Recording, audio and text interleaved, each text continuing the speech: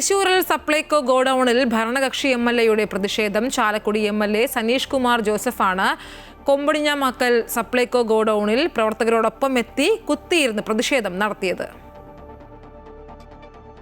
ചാലക്കുടി മേഖലയിലേക്ക് റേഷൻ എത്തിക്കുന്ന കേന്ദ്രമാണ് കൊമ്പടിഞ്ഞാമക്കൽ ഗോഡൌൺ.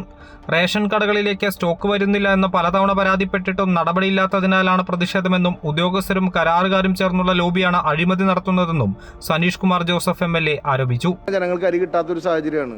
നടപടി ആവുന്നത് വരെ സമരം തുടരും. സർക്കാർ തലത്തിൽ നടപടികൾ ഉണ്ടാവും. എന്തായാലും റേഷൻ കടകളിലേക്ക് അരി എത്തിക്കുന്നതിനായി കരാറെടുത്തിട്ടുള്ള കരാറുകാരൻ ആവശ്യത്തിന് വാഹനങ്ങളും ഡ്രൈവർമാരെയും ഏർപ്പെടുത്തിയിട്ടില്ലെന്നും ആരോപിച്ച് എംഎൽഎ സപ്ലൈകോ ജീവനക്കാരുമായി വാക്കുതർക്കത്തിലേർപ്പെട്ടു.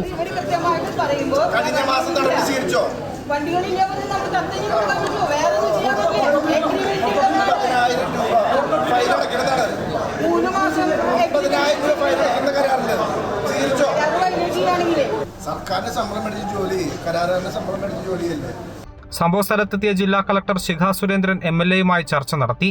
ഉടൻ നടപടിയുണ്ടായില്ലെങ്കിൽ തുടർ സമരങ്ങൾ നടത്തുമെന്ന് എംഎൽഎ അറിയിച്ചു. അമൃത ന്യൂസ്, തൃശൂർ.